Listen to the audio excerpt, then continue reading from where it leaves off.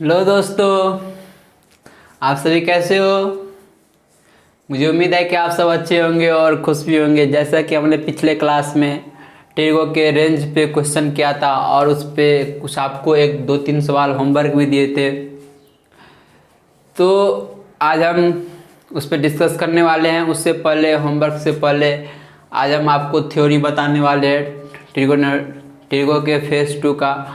और जैसे फेज़ 1 हमारा ख़त्म हो गया और फेज़ 2 अभी स्टार्ट हो रहा है। फेज़ 2 के थ्योरी पे चलेंगे। जब थ्योरी के बाद हम इलस्ट्रेशन बताएंगे तभी आपको ये होमवर्क वाला क्वेश्चन आपको सॉल्व करवा दिया जाएगा। तो अभी हम पहले थ्योरी पढ़ लेते हैं। चलिए हम थ्योरी स्टार्ट करते हैं। जैसे कि थ्योरी स्टार्ट करने से पहले मैं आपको, यदि आप मेरा पिछले क्लास का लेक्चर यानी कि टेगो के कॉन्सेप्ट का लेक्चर नहीं देखे हैं तो वो देख लीजिए, नहीं तो इनके बिना आपको यहाँ पे समझ में नहीं आएगा। तो चलिए पहले स्टार्ट कर लेते हैं। अब ट्रिगोनोमेट्रिक इक्वेशन एंड इनक्वालिटीज़। यदि आप अभी भी बोल रहे हैं, यदि आपको टेगो का पहला लेक्चर मेरा नहीं देखे हैं, ट्रिगोनोमेट्रिक नहीं देखे हैं, तो जाकर देख लीजिए, नहीं तो नहीं समझ में आएगा। तो आप मुझे बताएंगे भैया क्या पढ़ाते नहीं पढ़ाते, हमको समझ में नहीं आ रहा है। अब मेरा इसके बाद आप मेरा लेक्चर देखना ही बंद कर दीजिएगा। तो ऐसा ना हो कि भैया आप देखिए, कोई भी चीज़ कोई भी आपको पढ़ाएगा ना तो आपको बेसिक से लेके ऊपर तक लेके जाता है। डायरेक्ट आपको ऊपर पे लेके जाएगा, आपको समझाने लगा तो आपको समझ में तो आ जाएगा, लेकिन आप खुद नहीं सोच पाओगे। तो इसीलिए आप अभी भी पीछे का लेक्चर नहीं देखें तो जाकर देख लीजिए, उसके बाद आप इस लेक्चर पे आइए। तो इस पीछे का कहने का इन द सेंस टेगो का पहला कॉन्सेप्ट वाला लेक्चर वो काफ़ी ज़्यादा है, उसमें काफ़ी अच्छा बात बताया गया है और वो कैसे वैल्यू आता है, क्यों आता है, सारे चीज़ का जानकारी वहाँ पे दिया गया है। तो वो आपको देखना बहुत अनिवार्य है। चलिए स्टार्ट करते हैं। Trigonometric equation and inequality.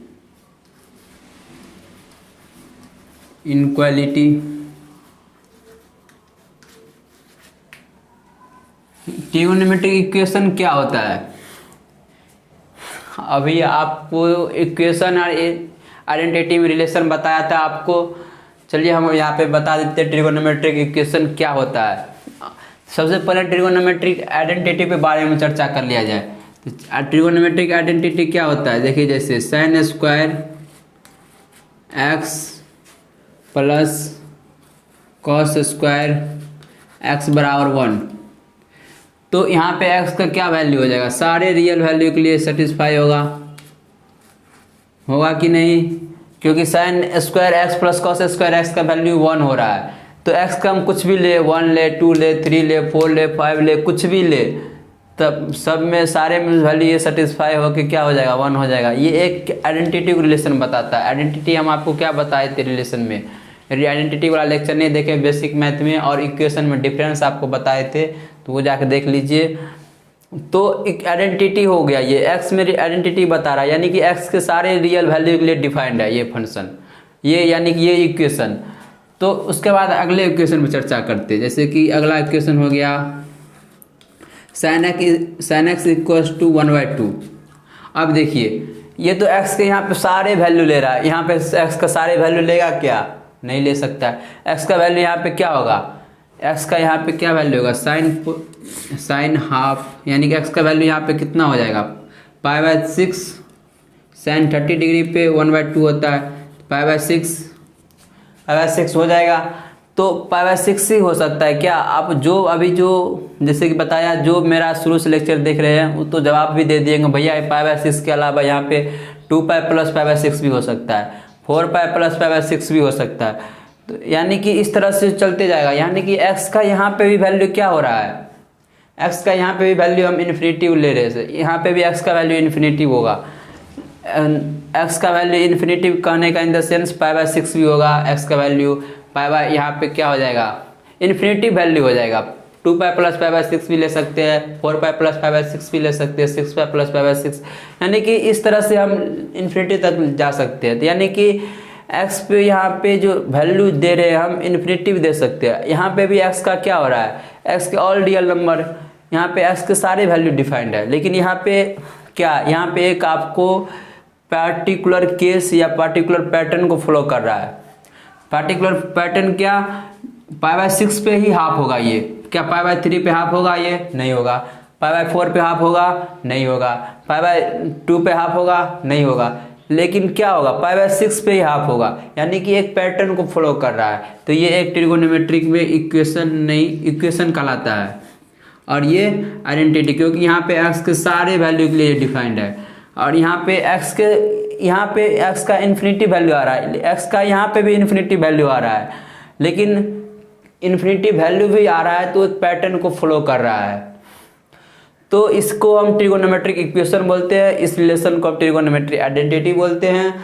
और चलिए ट्रिगोनोमेट्रिक इक्वेशन, इसमें हमें सोल्यूशन निकालना पड़ता है। जैसे इस इक्वेशन का सोल्यूशन निकाले हम, π/6, 2π + π/6, 4π + π/6, यानी इसको हम जनरल फॉर्म लिख के सोल्यूशन निकालेंगे। इसी तरह से इसका भी सोल्यूशन होता है। तो इसमें टाइप ऑफ सोल्यूशन में पहले चर्चा कर लिया जाए। टाइप ऑफ सोल्यूशन, यहाँ पे सोल्यूशन में कितने टाइप होते हैं, तो पहला हो जाएंगे आपको principal value solution. Principal solution,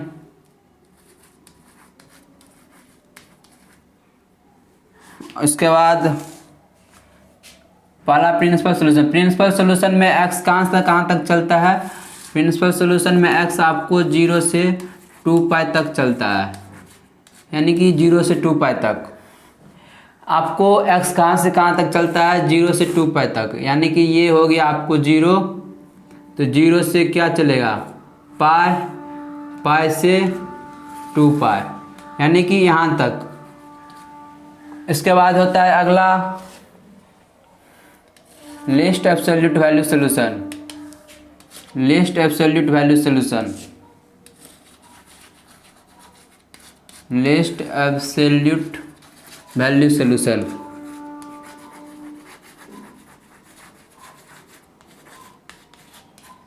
list absolute value solution list absolute value solution में x कहाँ से कहाँ तक चलता है, ये दिमाग में रखिएगा, -π से कहाँ तक, π तक। अब ये आपको बहुत से स्टूडेंट को समझ में नहीं आया होगा। चलिए अब हम उसको समझाते हैं। जैसे कि हम एक एग्जांपल के थ्रू समझाते हैं। जैसे कि हम आपको एक एग्जांपल के थ्रू दोनों कुछ least absolute value, principal value solution क्या होता है ये समझाते हैं। तो प्रिंसिपल वैल्यू क्या, किसी सोल्यूशन के निकालने के लिए, किसी ट्रिगोनोमेट्रिक इक्वेशन के निकालने के लिए प्रिंसिपल वैल्यू तो कहाँ से कहाँ तक लेंगे, 0 से 2π तक।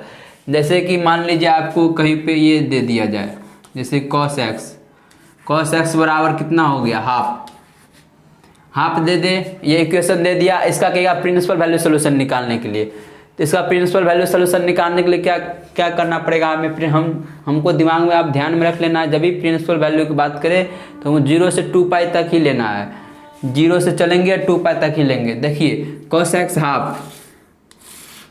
हाफ कहाँ पे होगा, cos हाफ कहाँ पे होता है,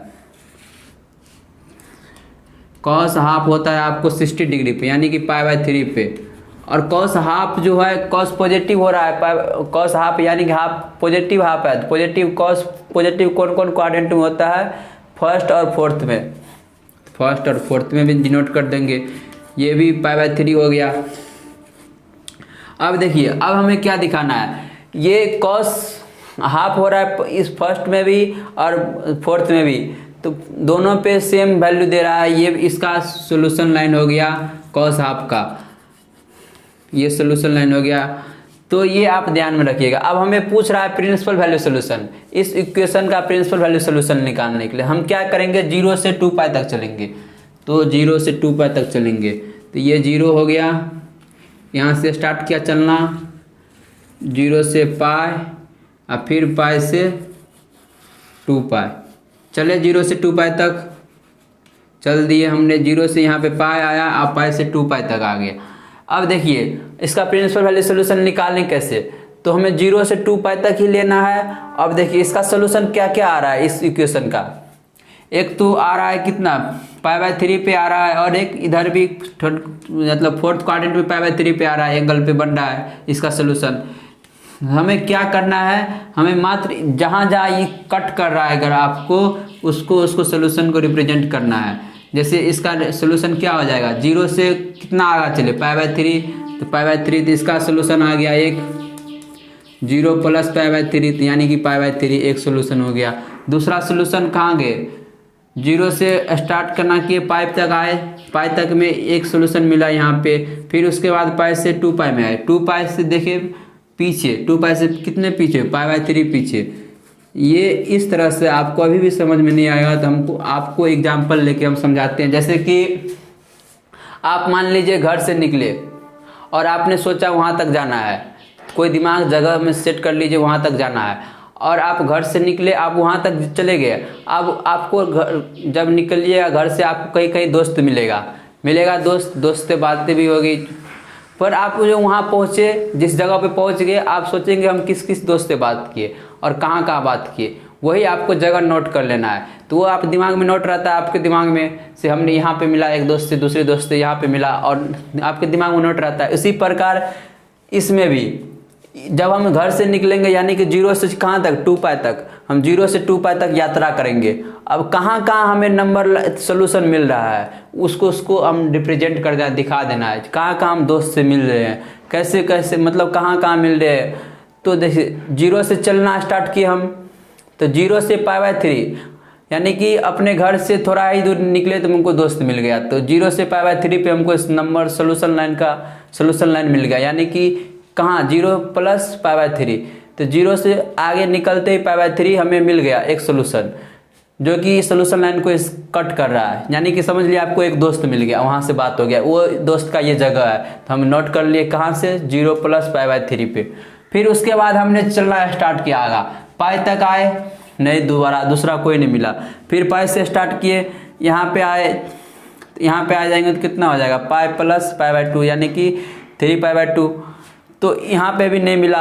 उसके बाद यहाँ से चलना स्टार्ट किए 2π तक, 2π तक आए तो देखिए बीच में कहीं मिला, बीच में मिला, यानी 2π से कितने पीछे पे मिला, 2π से π/3 पीछे मिला, तो वो भी जगह नोट कर लिए। समझिए दोस्त मिल रहा है एक दूसरे से, और कहाँ से, जो आप घर माने थे, घर 0 मान लीजिए, कहाँ तक जाना था वो दिमाग में सेट कर लीजिए, वो जगह ये है, और ये दोस्त आपका हुआ जहाँ जहाँ मिल रहा है, बस उसको जगह को आपके दिमाग में रहता है। अब यहाँ पे इस सोल्यूशन में आपको क्या करना है, पेपर पे छाप देना है, तो यही होता है, बस यही सोल्यूशन होता है।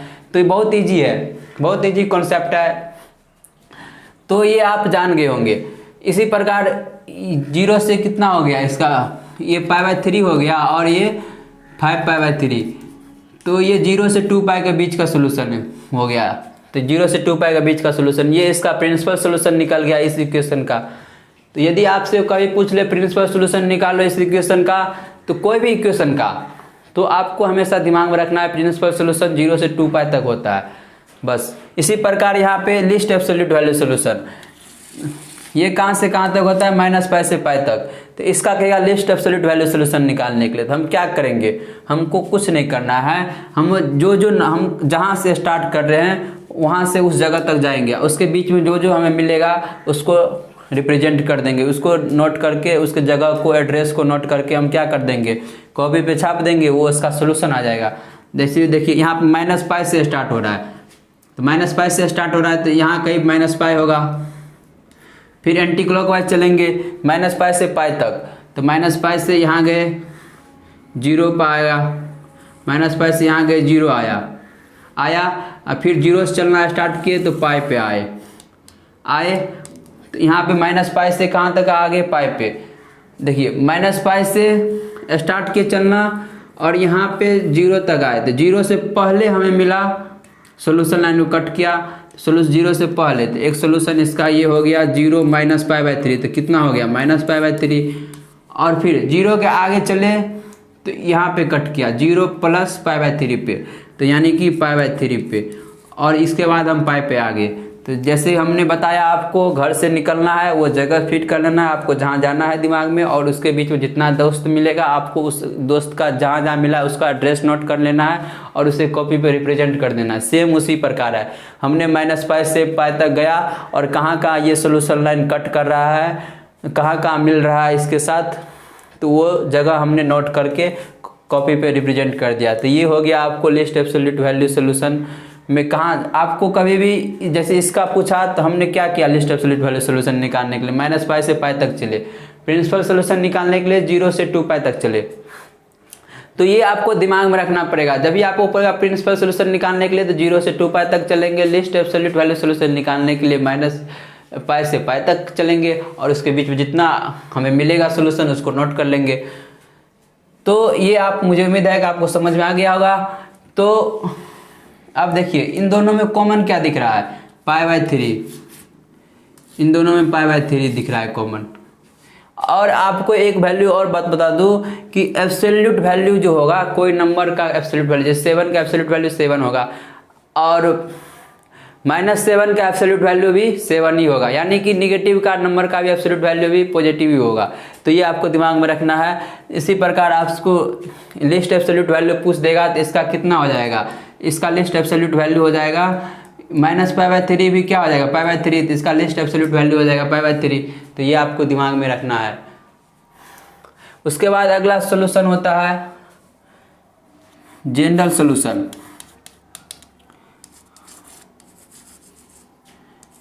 जनरल सॉल्यूशन, अगला टाइप ऑफ सॉल्यूशन होता है जनरल सॉल्यूशन। जनरल सॉल्यूशन क्या होता है, जैसे कि हमने पिछले क्लास के जब हम रेंज के क्वेश्चन कर रहे थे, कॉस्ट में जब हम देख रहे थे बार बार वही रिलेशन आ रहा था तो हम उसको जनरल फॉर्म में लिखे थे। उसके जनरल फॉर्म में क्या लिखे थे, देख रहे थे और टर्म आ रहा है ऊपर में भी, डिनोमिनेटर में हमेशा और एक ही टर्म आ रहा है, तो उसको हमने लिखा था 2n + 1π, और उसके पीछे वाले टर्म को क्या लिखे थे जनरल फॉर्म में 2n - π। और इस तरह से जनरल फॉर्म लिखे थे क्योंकि वहाँ पे सारे के नंबर n का वैल्यू देते रहेंगे और वैल्यू डिफाइंड होते रहेगा। इसी प्रकार इसमें भी जनरल सॉल्यूशन में भी होता है। जनरल सॉल्यूशन में आपको बता दूं,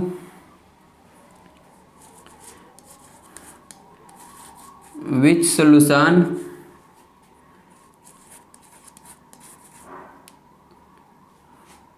which represent, यानी कि सॉल्यूशन को रिप्रेजेंट करता है, यानी कि जनरल सॉल्यूशन क्या होता है, किसी सॉल्यूशन को रिप्रेजेंट करता है। तो जैसे कि हम विच रिप्रेजेंट, इसको लिख दे which represents solution, which represent of solution,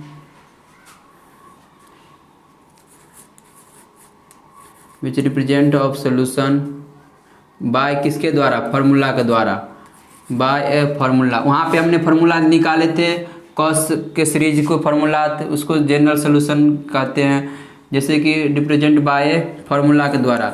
और इसमें हमेशा याद रखिएगा फार्मूला के द्वारा निकाला जाता है, फार्मूला के द्वारा रिप्रेजेंट किया जाता है जनरल सॉल्यूशन को। और इसमें इन विच, इसमें फार्मूला में आपको कई n इंटीजर देखने को मिलेगा। तो n हमेशा समझ जाइएगा ये इंटीजर होता है, n के जगह पे आपको कुछ k भी देखने को मिल जाएगा, अन्य कांस्टेंट नंबर, अन्य कांस्टेंट लेटर देखने को मिल जाएगा, तो समझ जाइएगा तो वो इंटीजर को फॉलो कर रहा है, यानी कि वो इंटीजर को डिनोट कर रहा है।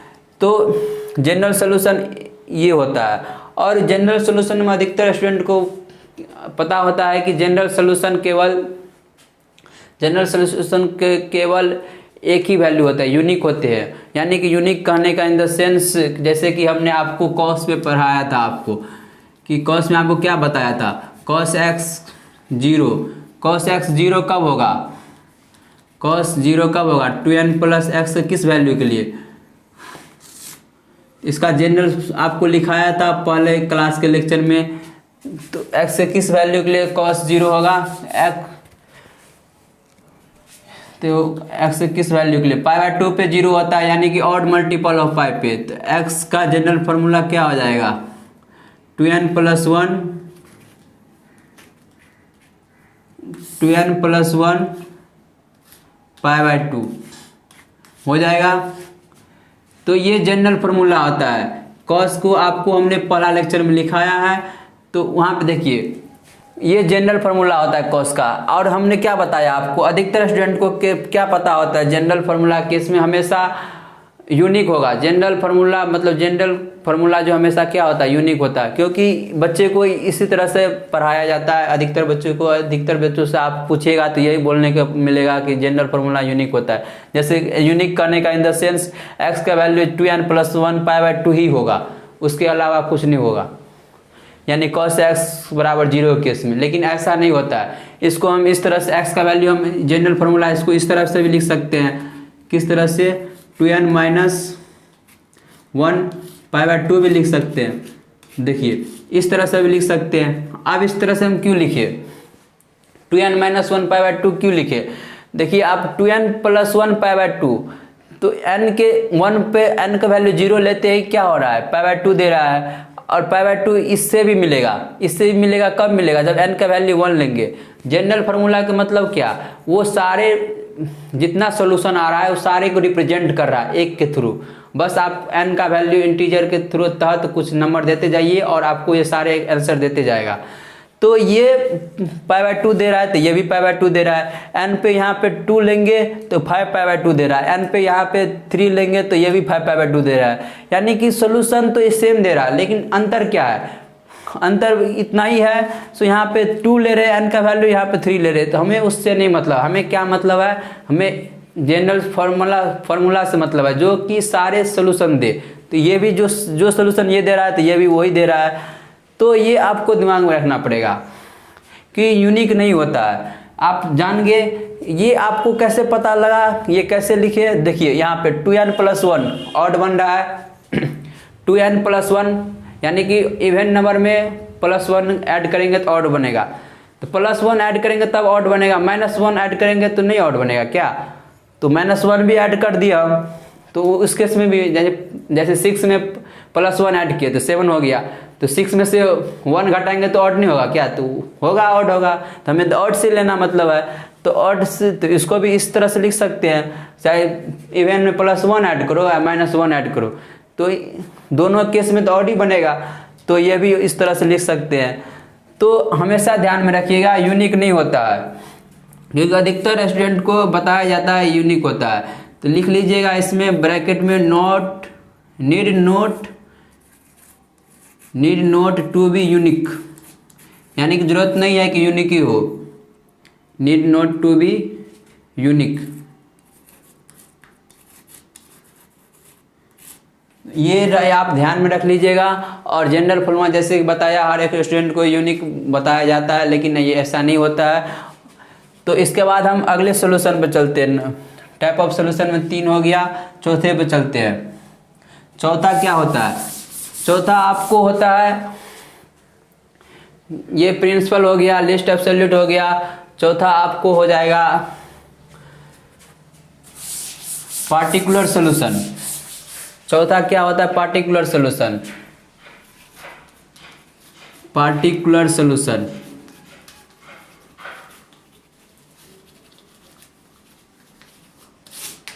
पार्टिकुलर सॉल्यूशन क्या होता है, पार्टिकुलर सॉल्यूशन आपको दे दिया जाएगा, कहेगा आपको पाई से लेके 4π के बीच में इसका सॉल्यूशन निकालो किसी इक्वेशन का, यानी कि आपको दिया रहेगा given interval lies in a given interval, यानी कि lies in a given interval, यानी कि गिवन इंटरवल में जो दिया है उसी से हमें निकालना है इसका सॉल्यूशन, उसी के अंदर निकालना है। जैसे 0 से 2π के इसमें प्रिंसिपल सॉल्यूशन पूछे तो 0 से 2π तक होता है, उसी के बीच में हमने निकाला। इसमें लिस्ट एब्सोल्यूट वैल्यू में -π से π के बीच में ही निकाला सॉल्यूशन इसका कॉस हाफ का। इसी तरह से आपको lies in a given interval, आपको इसमें इंटरवल खुद अपने मन से दे देगा और उसके बीच में आपको निकालना पड़ेगा। तो प्रिंसिपल सॉल्यूशन पूछ देगा तो आपको खुद सोचना है, 0 से π/2 के बीच में निकालना पड़ेगा। यदि आपको लिस्ट एब्सोल्यूट वैल्यू दे देगा तो खुद सोचना है -π से π के बीच में। लेकिन पार्टिकुलर सॉल्यूशन में आपको इंटरवल के दे दिया जाएगा, जैसे कि यहाँ पे हम दे देंगे। से बताओ x का क्या वैल्यू होगा। सो x बिलोंग्स कर रहा है π से लेके 4π के बीच, तो इस केस में इसके बीच में सॉल्यूशन बताओ किसका। इक्वेशन दे दिया आपको cos x equals to half, यही दे दिए इक्वेशन। तो अब क्या करना पड़ेगा हमें, इस टाइप का इक्वेशन दे दिया है और हमें एक इंटरवल दे दिया है, यानी कि आपको पार्टिकुलर सॉल्यूशन में इंटरवल दिया जाएगा, लेकिन प्रिंसिपल सॉल्यूशन में आपको खुद सोचना पड़ेगा। हमें 0 से 2 पाई तक चलना है, तो पाई से 4 पाई, तो क्या करेंगे, वही पाई से स्टार्ट करेंगे, 2 पाई, 2 पाई से 3 पाई, 3 पाई से 4 पाई, जहाँ जहाँ एड्रेस मिल रहा है उसको नोट कर लेंगे। तो क्या आ जाएगा, देखिए पाई से इसका वैल्यू क्या आ जाएगा, पाई से चलते हैं तो पाई से 4 पाई तक जाना है, तो पाई से जाएंगे 2 पाई, तो 2 पाई के पीछे मिला π/3 एक सोल्यूशन, तो कितना हो जाएगा 2 पाई माइनस π/3 यानी कि 5 π/3, एक सोल्यूशन हो गया 5 π/3। फिर 2 पाई से आगे चलेंगे 3 पाई तक, 3 पाई तक में हमें कितना मिला, π/3 ऐड हो गया, यानी कि 2 पाई से आगे चले तो π/3 आगे चल के एक सोल्यूशन मिला, तो कितना हो गया 2 पाई प्लस π/3, तो यानी कि 7 π/3 हो गया। 3 पाई तक आए, अब फिर 3 पाई से 4 पाई चलेंगे, तो 4 पाई से चलेंगे तो 4 पाई से पीछे π/3 पे यहाँ पे सोल्यूशन मिला, तो कितना हो जाएगा 4 पाई माइनस π/3, तो यानी कि 11 π/3, 4 पाई माइनस π/3 तो यानी कि 11 π/3 हो जाएगा। तो ये उसका सोल्यूशन हो गया, इंटरवल में दिया जाएगा। तो इसी तरह से आपको ये सब बोले बहुत इजी कॉन्सेप्ट है, इस सब में कोई उलझाने वाले क्वेश्चन नहीं पूछा जाएगा, कोई कॉन्सेप्चुअली आपको फंसा नहीं सकता है। बस इसमें आपको इस तरह से क्वेश्चन देखने को मिलेगा, जैसे आपको यहाँ पे पूछ देगा cos x बराबर हाफ इक्वेशन है, तो इसमें नंबर ऑफ सोल्यूशन बताओ 0 से लेके 20 पाई के बीच में कितना नंबर ऑफ सोल्यूशन होगा, x का वैल्यू कितना होगा, नंबर ऑफ सोल्यूशन होगा, पूछ देगा। तो आप क्या करना है, 0 से लेके 20 पाई के, इस जैसे कि यहाँ पे पाई से 4 पाई के बीच में नंबर ऑफ सोल्यूशन कितना आ गया, 1 2 3 आ गया सोल्यूशन x का। तो यही हमको पूछ रहा है 0 से 20 पाई के बीच में नंबर ऑफ सोल्यूशन बताओ। इस रिलेशन इस इक्वेशन को सेटिस्फाई करने वाले x के वैल्यू के लिए 0 से 20 पाई के बीच में, मतलब 20 पाई के बीच में नंबर ऑफ सोल्यूशन बताओ। तो हमें क्या करना है, हमें बिल्कुल कॉमन सेंस की तरह सोचना है। जैसे 0 से 20 पाई, अभी तक हम कहाँ तक 0 से पाई घूमे थे, 2 पाई घूमे थे, 4 पाई घूमे थे, यहाँ पे 0 से 20 पाई दे दिया, यानी कि हमें पूरा 4 धाम का चक्कर लगाए क्या। 0 से पाई चले, फिर पाई से 2 पाई, 2 पाई से 4 पाई, 4 पाई से 6 पाई, इस तरह से चक्कर लगाते लगाते 20 पाई तक। इतना चक्कर लगाएंगे नहीं, इतना चक्कर नहीं लगाएंगे। तो हम क्या करेंगे, कॉमन सेंस सोचेंगे। जैसे इतना चक्कर लगा यानी कि चारों धाम, यानी कि तीनों लोग का चक्कर। जैसे कि शिव जी यानी शिव भगवान ने अपने 2 बहनों बेटे कार्तिकेय और गणेश जी को बोला था कि आप तीनों लोग के यानी कि चारों धाम का चक्कर लगा के आओ।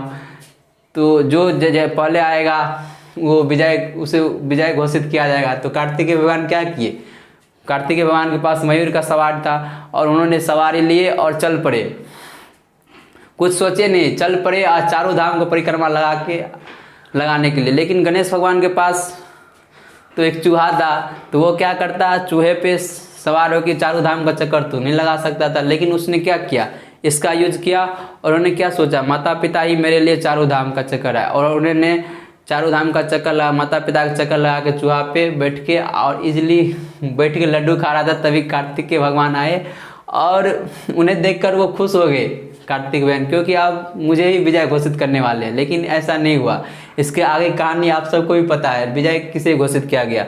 तो इसी तरह से हम आपको क्या बोलते हैं, हर क्वेश्चन में आपको देख के स्टार्ट मत हो जाना है कार्तिकेय भगवान की तरह।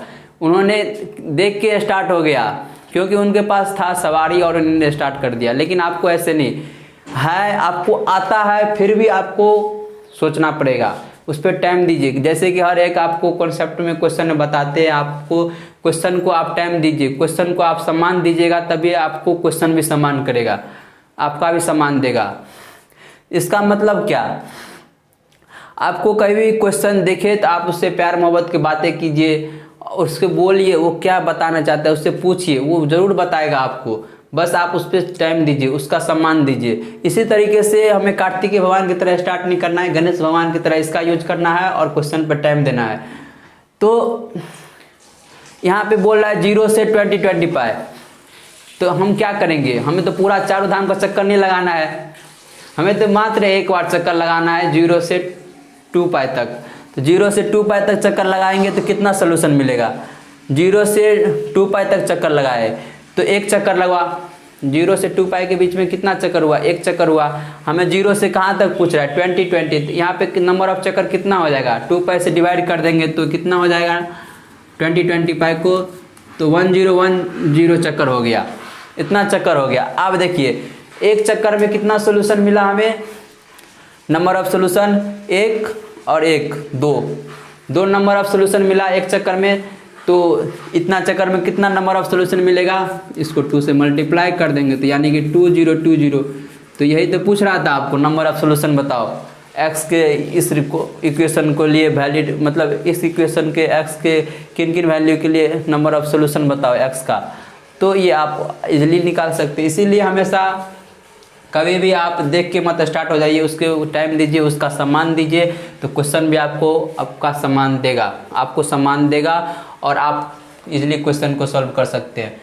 उसके बाद आपको कुछ वैल्यू है जनरल सोल्यूशन में, वो आपको हमने फर्स्ट लेक्चर में ही बताया था टेरगो के फर्स्ट लेक्चर में, आज भी यहाँ पे भी बता दे रहे हैं। ये आपको हमेशा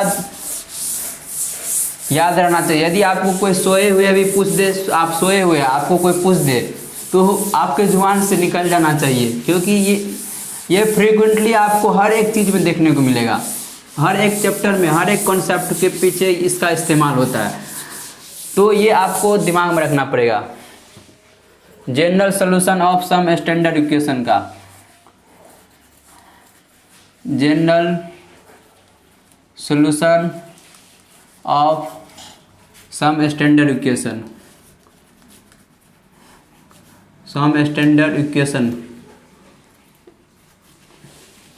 जैसे कि आपको हम पहला लेक्चर में बताए हैं, sin x बराबर 0 कब होगा, तो sin x को हम क्या माने, क्या आया था, y आया था। y कहाँ 0 होता है, y x एक्सिस पर 0 होता है, यानी कि x एक्सिस के राइट साइड इवन पाई का मल्टीपल होता है, लेफ्ट साइड ऑड पाई का मल्टीपल होता है, यानी दोनों मिल जाए तो क्या हो जाएगा, n पाई का हो जाएगा। तो x का वैल्यू क्या हो जाएगा यहाँ पे, यदि आप मेरा पहला लेक्चर नहीं देखे टिर्गो का तो वहाँ पे देखिए, वहाँ पे भी ये बताया गया है। तो यहाँ पे जनरल सोल्यूशन x का वैल्यू n पाई हो जाएगा, पहला हो गया।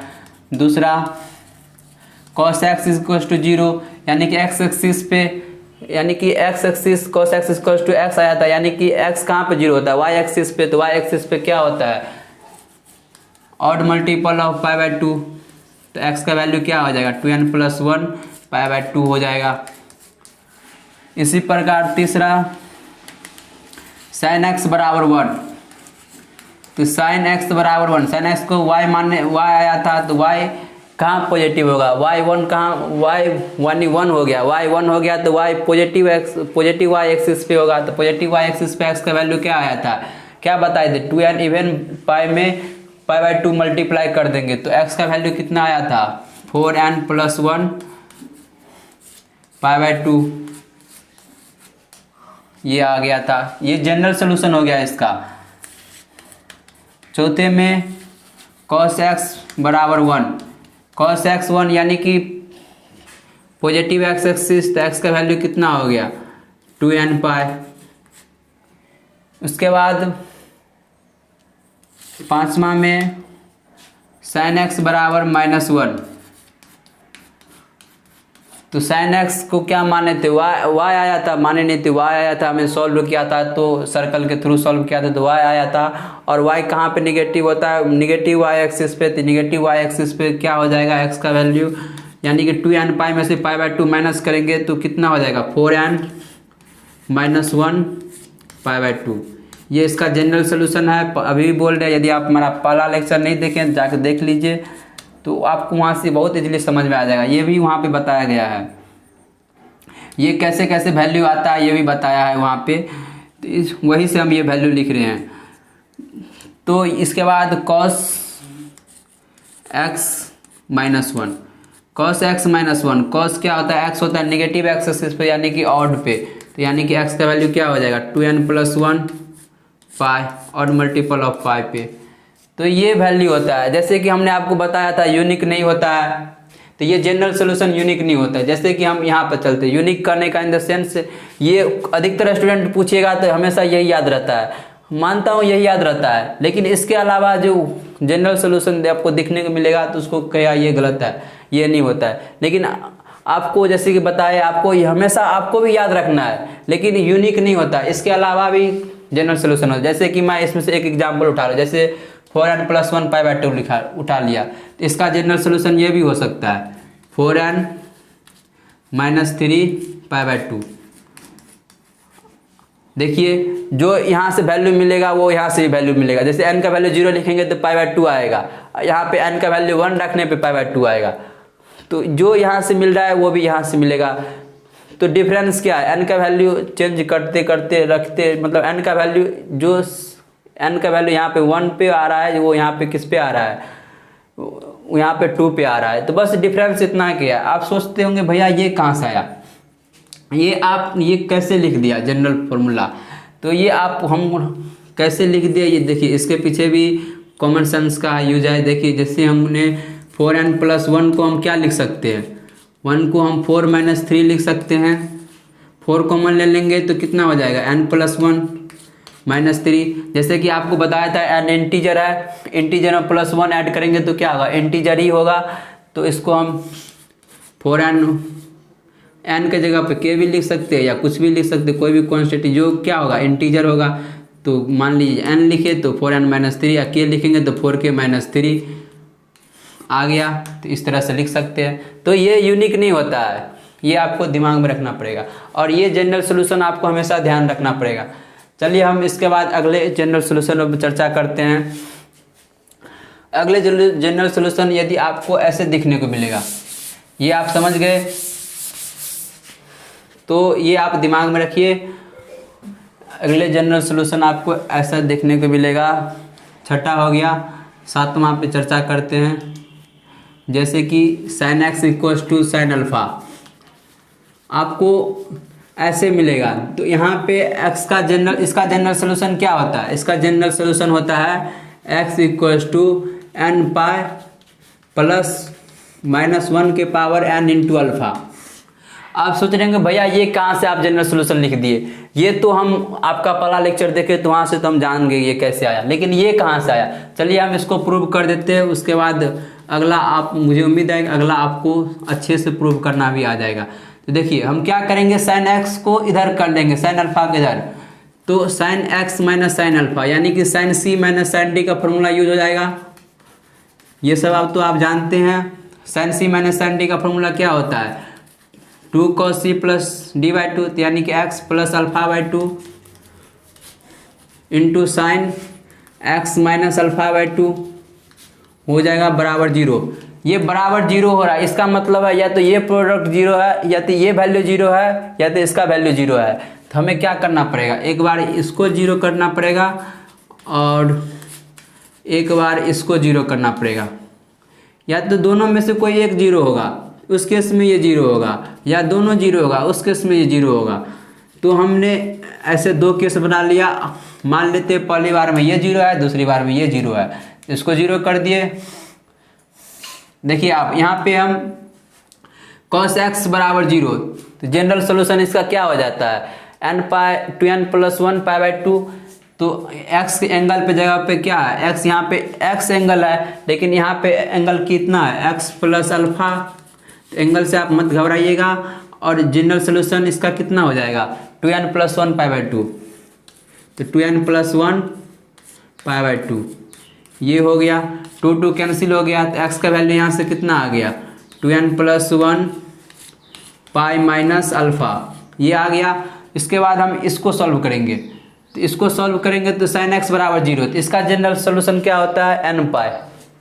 तो यहाँ पे x एंगल कितना है, x - α, x के जगह पे कितना है, x - α/2, इसका जनरल सोल्यूशन होता है nπ।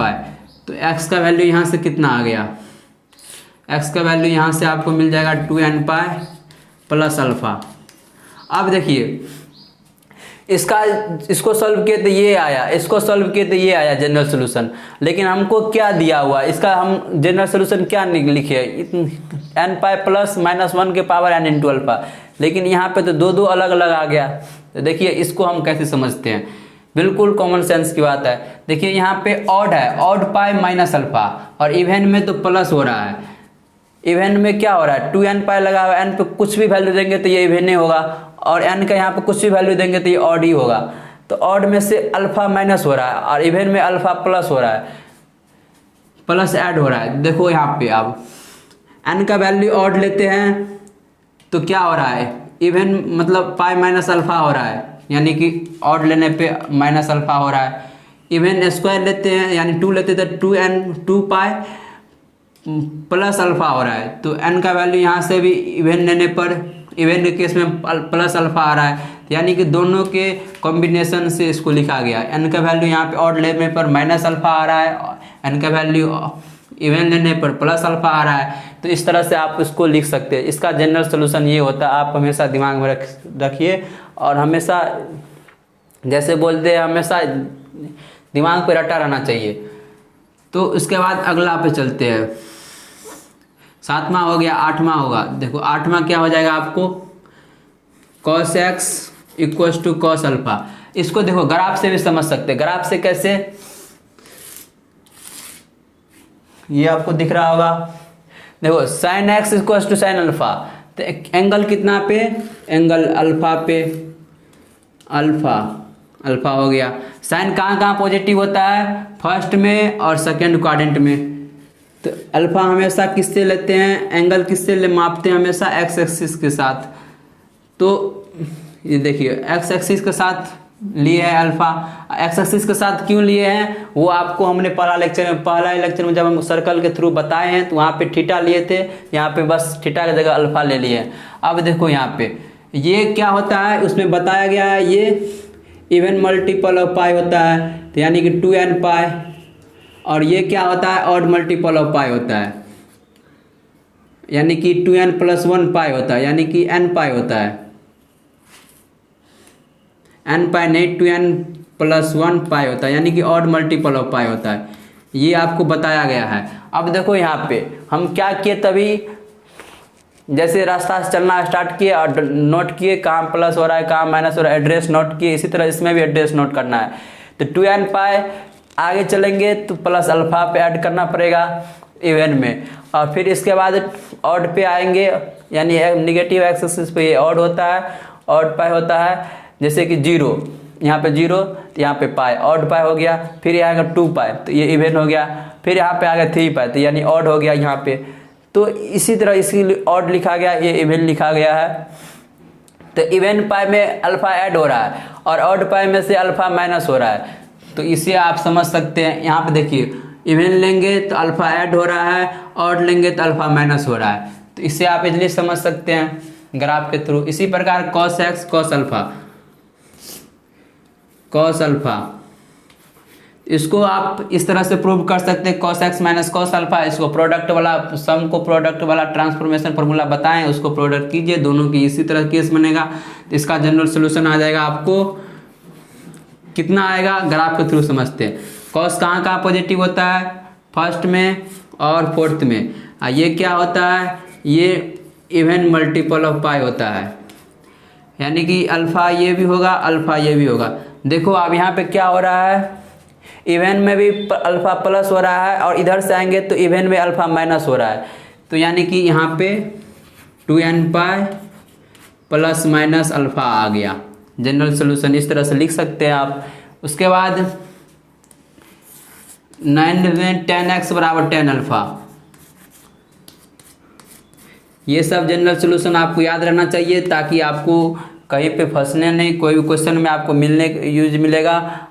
तो देखिए यहाँ पे 10x equals to 10 alpha, 10x equals to 10 alpha. 10 कहाँ पॉजिटिव होता है, आपको पता है 10 कहाँ कहाँ पॉजिटिव होता है, 10 फर्स्ट में होता है और थर्ड क्वाड्रेंट में पॉजिटिव होता है। अल्फा एंगल ये हो गया और ये भी अल्फा एंगल हो गया। ये इवन पाई में प्लस अल्फा ऐड हो रहा है और यहाँ पे ऑड पाई में भी प्लस अल्फा ऐड हो रहा है। तो यानी कि इवन में भी अल्फा ऐड हो रहा है, ऑड में भी अल्फा हो रहा है। तो मतलब इसका हम क्या लिख सकते हैं, एन पाई लिख सकते हैं अब इसको जनरल फॉर्म में, क्योंकि एक्स में एक्स एक्सिस के साथ ही अल्फा ऐड हो रहा है। तो एक्स एक्सिस पे हम एन पाई लेते हैं, तो एन पाई प्लस अल्फा, इसका जनरल फॉर्म हो जाएगा एन पाई प्लस अल्फा।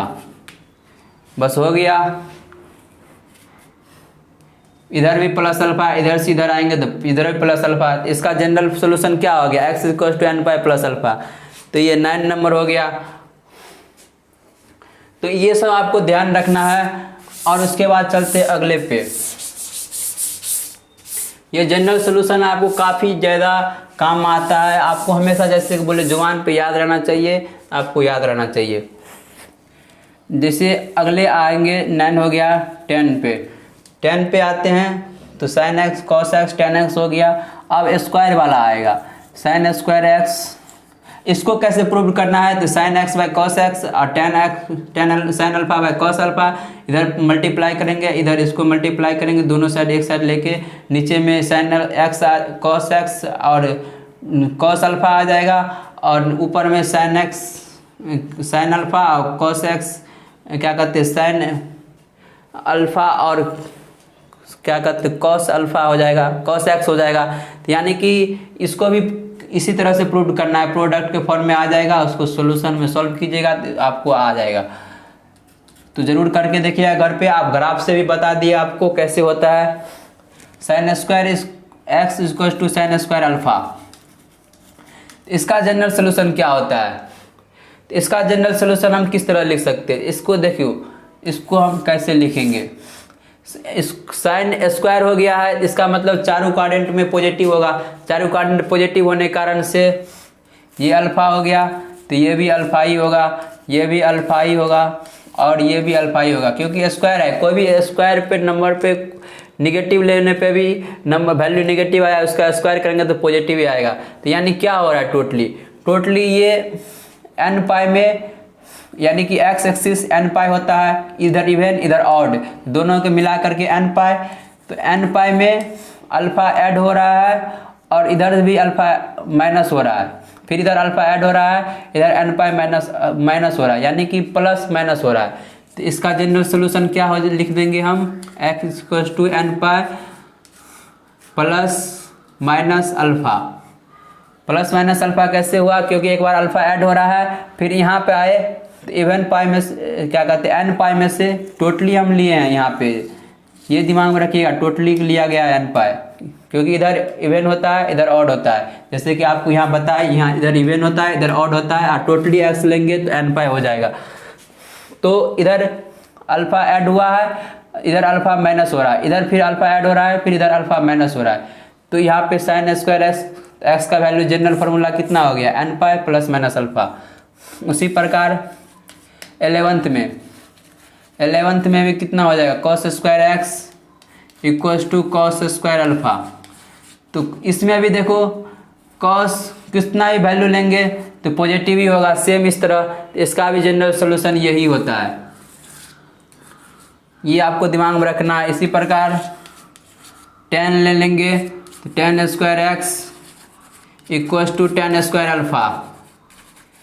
तो इसका भी जनरल सोल्यूशन यही होगा, क्योंकि स्क्वायर हो गए कारण निगेटिव चाहे पॉजिटिव लेंगे तो सारे के सारे पॉजिटिव बन जाएगा। तो सारे क्वाड्रेंट में ये पॉजिटिव होने के कारण से अल्फा इधर भी हो जाएगा, इधर अल्फा, यानी plus minus n plus minus alpha. यानी कि हम टोटल कितना पढ़े, 12 केस पढ़े, 12 इक्वेशन पढ़े, जिनका जनरल सोल्यूशन हमने जाना।